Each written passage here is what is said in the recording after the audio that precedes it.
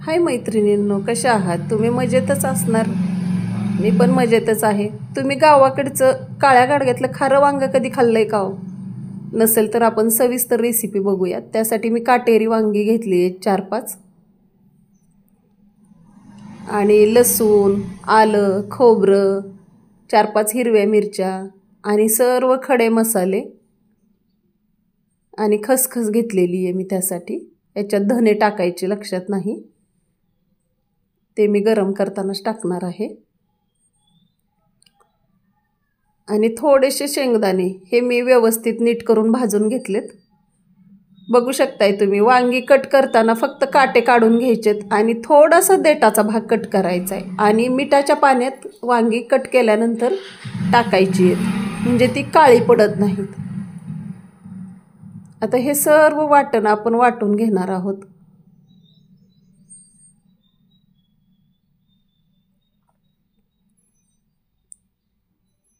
कोथिंबीर बघू शकताय तुम्ही केवढी हिरवीगार राहिलेली आहे. 15 दिवस होत आलेत त्याला, होऊन गेले.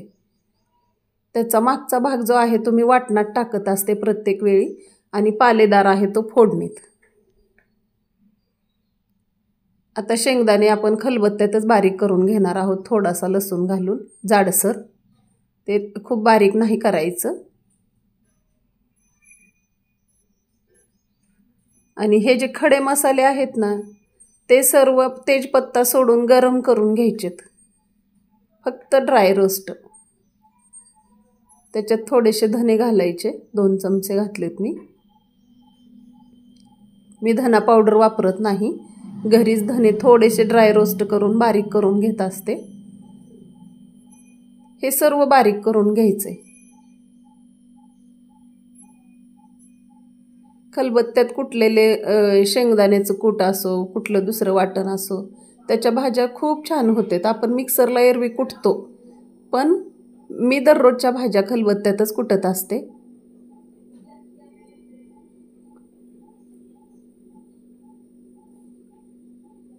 आता आपण हे सर्व वाटण जे आहे ना, त्याच्यात हळद, मीठ घालून घ्यायचंय, जेवढं गरज असेल तेवढं तुमच्या भाजीच्या क्वांटिटीनुसार.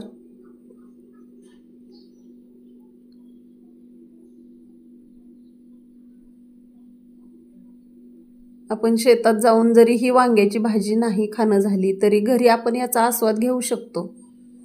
बघू शकताय तुम्ही, मीठ पाण्यात टाकल्यामुळं केवढी पांढरी शुभ्र वांगी राहिलेली आहेत, ती काळी पडली नाहीत अजिबात. आता हे सर्व पाणी टाकून देऊन मी फक्त वांगी घेणार आहे त्याच्यातली.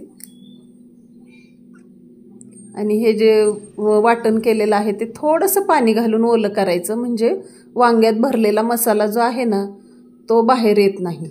आणि आपण याला तिखट अजिबात घातलेलं नाही, त्यामुळं थोड्याशा मिऱ्या, लवंगा आणि 4-5 हिरव्या मिरच्या उभ्या कापून घेतलेल्या आहेत. याला मसाला घालायचा नाही.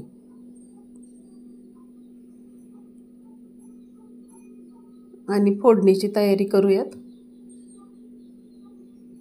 अशा भाज्या खूप छान लागतात केल्या तर, आणि त्यातली त्यात तर गाडग्यात केलेल्या.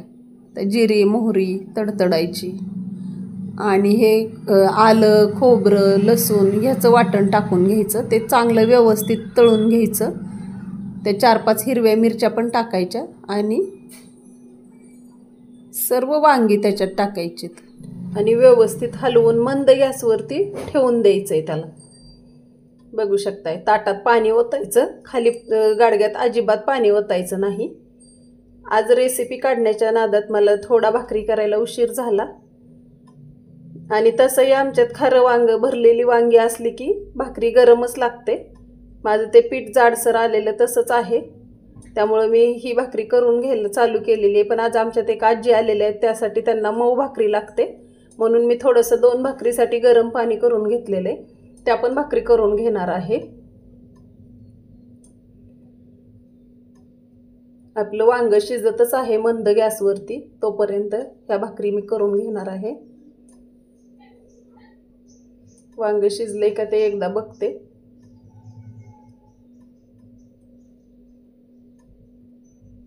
वांग शिजलेलंच आहे.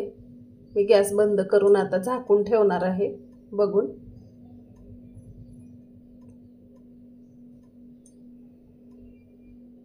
खूप खूप छान भाजी झालेली आहे, बघू शकताय तुम्ही.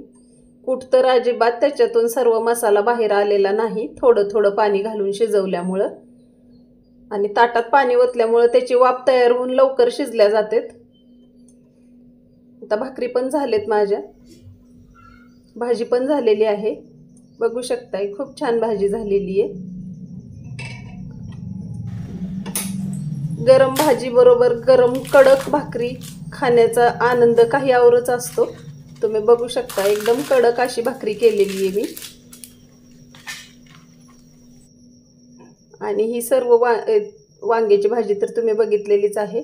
आता मी थोडीशी टेस्ट करून बघते. आणि हो, त्याच्याबरोबर मिरचीचा ठेचा पण खाणार आहे, जो केलेला आहे मी आंबूस तिखट असा. तोपर्यंत तुम्ही चॅनलवर नवीन असाल तर सबस्क्राईब करा, रेसिपी आवडली असेल तर लाईक शेअर करा. आणि हो, छोटासा कमेंट टाकायला विसरू नका की तुम्हाला रेसिपी कशी वाटली. भेटूया अशाच आपण साध्या सोप्या पण खमंग अशा रेसिपीत परत एकदा. तोपर्यंत माझ्या सर्व ताईंचे खूप खूप धन्यवाद, ज्या वेळात वेळ काढून माझी रेसिपी बघतात. तोपर्यंत थँक्यू.